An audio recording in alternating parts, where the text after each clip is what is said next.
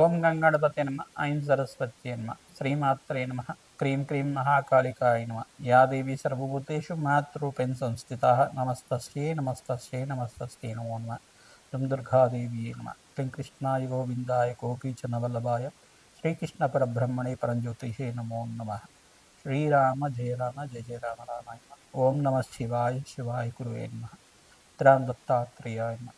YouTube ప్రేక్షకులకు అందరికీ కూడా నమస్కారం అండి.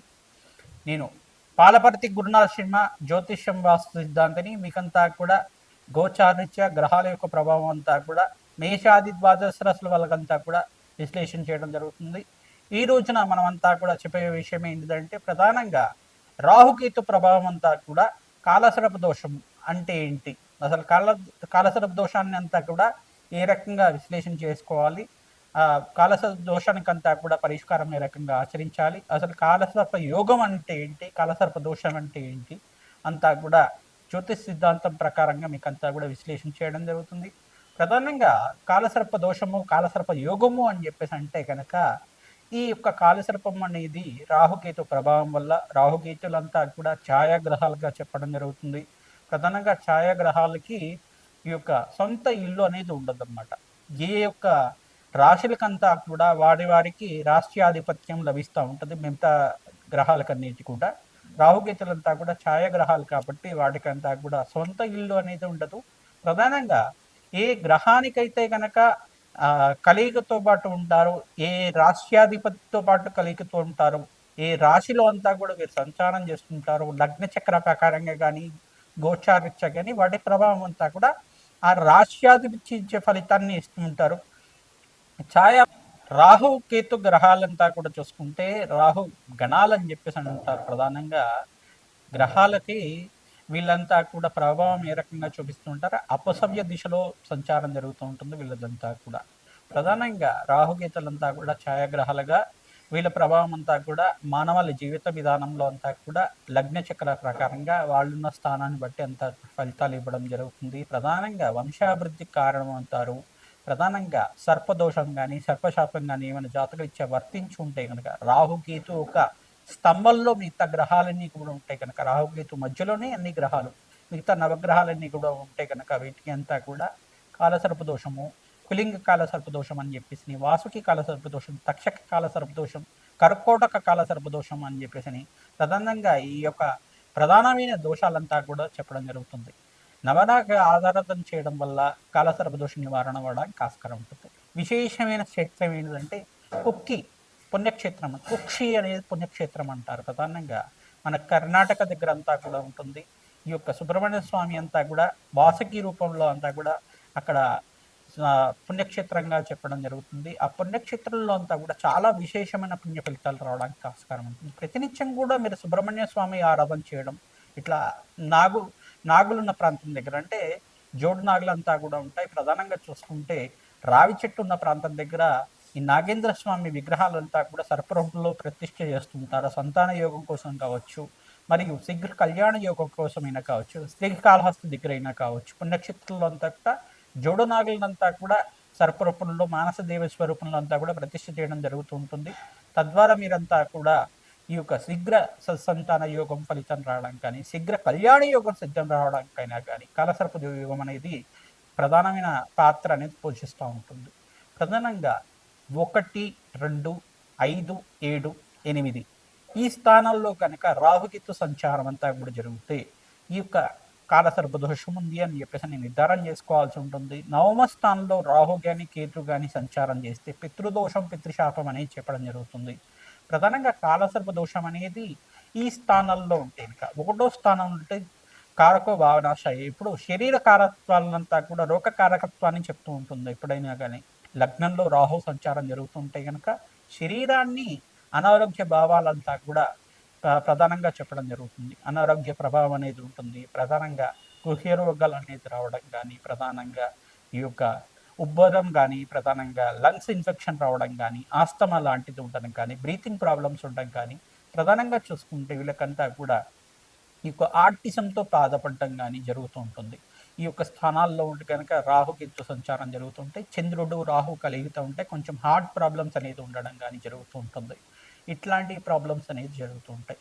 ప్రధానంగా రాహుకేతులంతా కూడా గోచారీత్యా వీళ్ళ ప్రభావం చాలా ఎక్కువగా ఉంటుంది. ఎక్కువ సంవత్సరాలంతా కూడా వీళ్ళ ఆహ్, దశ అంతా కూడా నడుస్తుంది కాబట్టి, తద్వారా మానవాళికి మేషాది ద్వాదశ వాళ్ళకంతా కూడా ప్రభావం ఎక్కువగా ఉంటుందన్నమాట. విదేశీయాన యోగం సిద్ధించాలన్నా, ప్రధానంగా స్థిర ఐశ్వర్యం రావాలన్నా, ఆకస్మికంగా ధనయోగం, ధన ప్రాప్తిలవ్వాలన్నా రాహుకేతు ప్రభావం అంతా కూడా ముఖ్య పాత్ర పోషిస్తా ఉంటుందన్నమాట. ప్రధానంగా అమ్మవారి ఆరాధన, దుర్గాదేవి ఆరాధన చేసుకోవడం, మానసాదేవి ఆరాధన చేసుకోవడం, మానసాదేవి చరిత్రనంతా కూడా ప్రతినిత్యం కూడా మీరు ప్రవచనంలాగా వింటూ ఉండడం వల్ల శ్రేష్టమైన ఫలితాలు పొందడానికి ఆస్కారం ఉంటుంది. స్కందోత్పత్తి అనే చరిత్ర ఉంటుంది. ప్రధానంగా సుబ్రహ్మణ్య స్వామి వారి చరిత్ర అంతా కూడా వినడం వల్ల మీరంతా కూడా శీఘ్ర సంతాన యోగ ప్రాప్తి కలగడానికి ఆస్కారం ఉంటుంది. ప్రధానంగా ఈ రాహుకేతు ప్రభావం వల్లే స్త్రీలలో కొంతమందికి వైదవ్య దోషం అనేది వస్తూ ఉంటుందన్నమాట. కొంతమందికి అయితే కనుక అనారోగ్య ఇబ్బందులు ఇంతమంది చెప్పుకున్నాం కదా, పంచమ స్థానంలో రాహు కానీ కేతు కానీ సంచారం చేస్తే ప్రధానంగా వీళ్ళకి కొంచెం అంతా కూడా ఈ యొక్క గర్భ గర్భదోషాలన్నీ రావడం జరుగుతుంది. ప్రధానంగా దీన్ని పీసీఓఎస్ ప్రాబ్లం కానీ పీసీఓడి ప్రాబ్లం అని చెప్పేసి అంటూ ఉంటారు. దీని దోషాలంతా కూడా రాహుకేతు ప్రభావం వల్ల పంచమాధిపతి బలహీనంగా ఉండి పంచమ స్థానంలో రాహుతో పాటు కానీ కేతుతో పాటు కానీ కుజుడు కానీ చంద్రుడు కానీ శుక్రుడు కానీ కలుగుతూ ఉంటాయి. పంచమ స్థానం సంతాన స్థానం అని చెప్పేసి అంటారు. ద్వితీయ స్థానం కుటుంబ స్థానం అంటారు.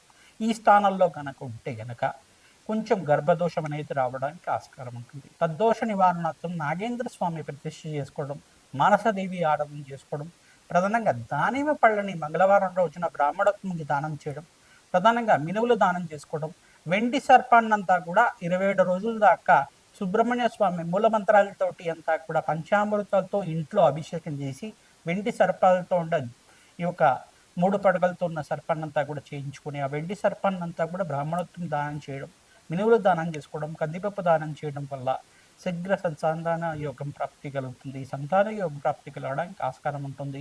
సుబ్రహ్మణ్య స్వామి మూలమంత్ర జపాలంతా కూడా ఆచరించాలి. తద్వారా శీఘ్ర సంతాన యోగం ప్రాప్తి కలగడానికి ఆస్కారం ఉంటుంది. వివాహాది శుభకార్యాలు జరగాలన్నా కానీ ప్రధానంగా సప్తమ స్థానంలో రాహుకేతు సంచారం జరుగుతాయి. ప్రధానంగా ఆలస్య వివాహాలు జరగడం కానీ, వివాహంలో ఆటంకం జరగడం కానీ సంచారం జరుగుతూ ఉంటుంది. లగ్నాధిపతి ఏ స్థానాల్లో ఉన్నారో అది కూడా చూసుకోవాల్సి ఉంటుంది. ప్రధానంగా శుభగ్రహాల యొక్క వీక్షణ అంతా కూడా చూసుకోవాల్సి ఉంటుంది. శుభగ్రహాల యొక్క వీక్షణ లేకుండా ఉంటే కనుక రాహుకేతు ప్రభావం అంతా కూడా ప్రబలంగా ఉంటుంది. తద్వారా ప్రతి విషయంలో కానీ ఆటంకాలు జరుగుతుండడం, వాయిదా పడుతుండడం కానీ, అనుకున్న పనులంతా కూడా సమయానికి జరగకపోవడం కానీ జరుగుతూ ఉంటాయి. తద్వారా ప్రతినిత్యం కూడా అమ్మవారి ఆరాధన చేసుకోవడం వల్ల సర్పసూక్త పారాయణం చేయించడం, మానసదేవి మూలమంత్రాన్నంతా కూడా జపాలు ఈ యొక్క తర్పణాలంతా కూడా ఆచరించడం గల ప్రధానంగా సర్పమండలం అంతా కూడా వేసి దానికంతా కూడా నవరాగ బలి అంతా కూడా ఆచరించడం వల్ల మీకంతా కూడా శీఘ్ర సంతాన యోగ ప్రాప్తి, శీఘ్ర వివాహ యోగ ప్రాప్తి, వివాహమాది శుభకార్యాలు కలగానున్న సర్పదోషము సర్పశాపం ఉందనేది మీ జాతకరీత్యా ఏ స్థానంలో ఉంది, ఏ యొక్క దశల్లో ఉంది సర్పశాపం అంతా కూడా విశ్లేషణ చేయడం జరుగుతుంది.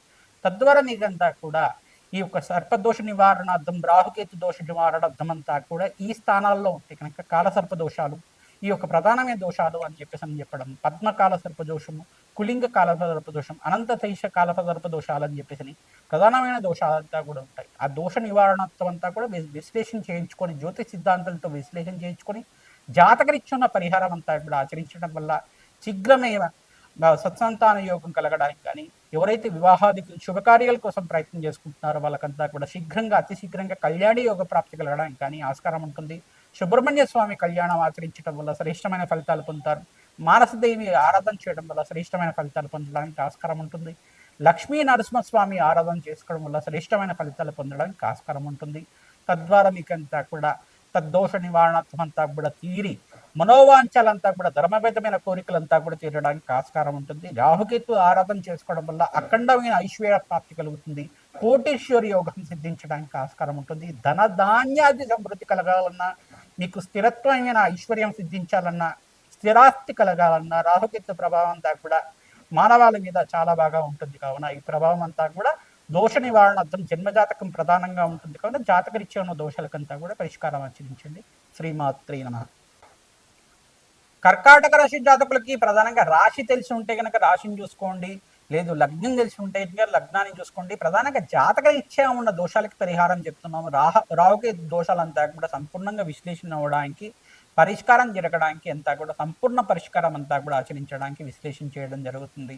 ఒకటో స్థానంలో కానీ, ప్రధానంగా లగ్నంలో కానీ, ద్వితీయ స్థానంలో కానీ, చతుర్థ స్థానంలో కానీ, పంచమ స్థానంలో కానీ, అష్టమ స్థానంలో కానీ, ఈ యొక్క స్థానాలు కనుక రాహుకేతు సంచారం జరుగుతూ ఉంటే, రాహుకేతు మధ్యలోనే అన్ని గ్రహాలు ఉంటాయి. కాలసర్ప దోషంలో ఒక దోషం వర్తించింది అనేది తెలుసుకోవాల్సి ఉంటుంది. ఏ కాలసర్ప దోషంలో ఏ స్థాయిలో ఉంది, దానికి నాగేంద్ర స్వామి ప్రతిష్టను ఆచరించుకోవడం, ప్రధానంగా సర్పసూక్త పారాయణం చేయించడం, మానసదేవి ఆరాధన చేసుకోవడం వల్ల రాజయోగ ప్రాప్తి కలుగుతుంది. ప్రధానంగా ఈ యొక్క సర్పయాగాన్ని ఆపడానికి కారణమైన ప్రధానమైన ఋషి ఉన్నారు. ప్రధానంగా అస్తిక మహామని అనే ఋషి యొక్క చరిత్రని పారాయణం చేసుకోవడం, మానసదేవి యొక్క ప్రియపుత్రి యొక్క చరిత్ర అంతా కూడా పారాయణ చేసుకోవడం వల్ల శ్రేష్టమైన ఫలితాలు పొందడానికి ఆస్కారం ఉంటుంది. కుక్షి పుణ్యక్షేత్రం, కుక్షి పుణ్యక్షేత్రాన్ని అంతా కూడా దర్శనం చేసుకోండి. తద్వారా అఖండ రాజు యొక్క ప్రాప్తి కలుగుతుంది. మీకంతా కూడా సర్ప సంస్కార పూజ అంతా కూడా ఆచరిస్తూ ఉండాలి. తద్వారా మీకంతా కూడా అఖండమైన రాజు యొక్క ప్రాప్తి కలగడానికి ఆస్కారం ఉంటుంది. శీఘ్రంగా సత్సంతాన యోగము, శీఘ్ర కళ్యాణ యోగం సిద్ధించాలన్న ఈ పరిష్కారం ఆచరించడం, నాగబలి అంతా కూడా ఆచరించడం, సర్పమండలం అంతా కూడా వేసి అక్కడ ముగ్గులాగా వేసి సర్పమండలంలో అంతా కూడా ప్రధానంగా 27 ఒక పిండాల్లాగా అంతా కూడా సర్ప జాతికి చెందిన సంసారానికంతా కూడా చెందిన విధానంగా ఏ సర్పానికంతా కూడా అహాని జరిగిందో, ఆ దేవతా సర్పానికి అహాని జరిగిందా లేదో తెలిసి కానీ తెలియకుండానే పూర్వకాలంలో అంతా కూడా వ్యవసాయం అంతా కూడా వృత్తిగా ఉండేది. పూర్వీకుల్లో కానీ మీరు కానీ ఏమైనా సర్పానికి ఏమైనా కొట్టడం కానీ చంపడం కానీ చేసి ఉంటే కనుక సర్పశాపం వర్తిస్తూ ఉంటుంది. తద్వారా ఈ పరిహారం చేసుకోవడానికి మీరంతా కూడా తద్దోష నివారణ అంతా కూడా తీరడానికి ఆస్కారం ఉంటుంది. కాలత్వరమేణగా మీకంతా కూడా కోరిన కోరికలంతా కూడా నెరవేరడానికి ఆస్కారం ఉంటుంది. ఆ సర్పజాతికి చెందిన సర్పాన్ని పేరు చెప్పి అక్కడంతా కూడా తర్పణాలు చేయడం, పిండ ప్రధానాలలాగా ఈ యొక్క శనగపిండితోటి మరియు గోధుమ పిండితోటి, బియ్య పిండితోటి అంతా కూడా ఆచరించడం వల్ల శ్రేష్టమైన ఫలితాలు పొందడానికి ఆస్కారం ఉంటుంది. ఈ దోష నివారణ అంతా కూడా ఆచరించడం వల్ల 5 రకాల పిండిలతోటి ఈ యొక్క పరిహారం అంతా కూడా చేస్తూ ఉంటారు. తద్వారా అంతా కూడా మినప్పిండితో కానీ చేస్తూ ఉంటారు. తద్వారా మీరంతా కూడా దోష నివారణ అవడానికి ఆస్కారం ఉంటుంది. సర్ప సంస్కార పూజ అంతా కూడా ఆచరిస్తూ ఉంటారు.